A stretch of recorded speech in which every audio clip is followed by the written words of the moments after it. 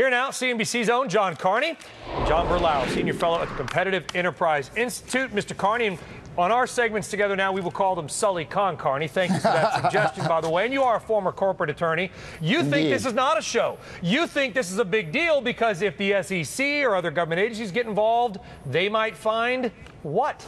It is a very big deal, Brian. You have a very public accusation by an employee of Goldman Sachs that they regard their own clients, managing directors, not just little people at the firm, but big shots at the firm, are calling their own clients Muppets. That's what the Irish bartenders who I know tell me is the code word for idiot. That's not how Goldman should be talking about its clients. If I'm a Goldman client, I want to know, do they think I'm a Muppet? It's a very big deal, and the SEC has to be looking into this. Believe me, they are looking into it.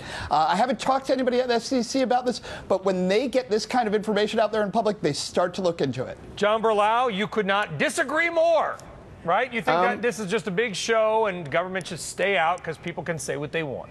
Well, here's the thing. I think the real scandal, Brian, is not Goldman calling its clients Muppets. It's big government advocates like Senator Levin in your clip treating U.S. citizens as Muppets, incapable of making their own decisions. The people. Who specifically, John Berlau, are you referring to? You think the clients shouldn't care, and if they don't like it, they should just take their business elsewhere? Exactly. That's the way the free market works. I mean, Mr. Smith in his column, and I take him at face value, said he didn't see anything illegal. So if Goldman is mistreating its clients, the clients will eventually take it to another bank. The free market will solve this. And things like the Jobs Act, the Jumpstart Our Business Startups, which was talked about in an earlier segment, will give other firms more opportunities to make it easier for smaller firms to go public. It'll make it easier for Greg Smith, if he wants to start a startup to compete with Goldman. Yeah, but John Carney, I think what John Berlau might be missing to your point is, you know how this works, right?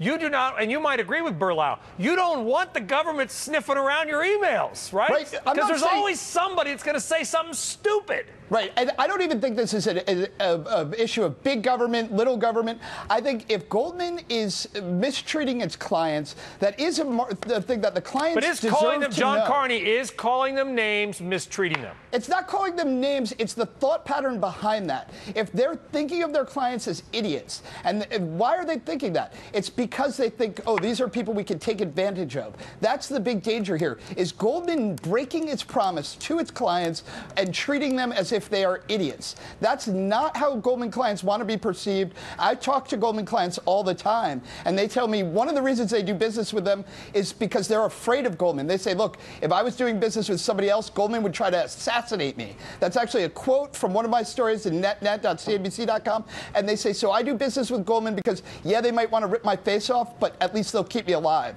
So Goldman has a client problem, and they recognize this. This is why they're going on this hunt for the Muppets right now. So John Berlau, should the government, should the media just back off?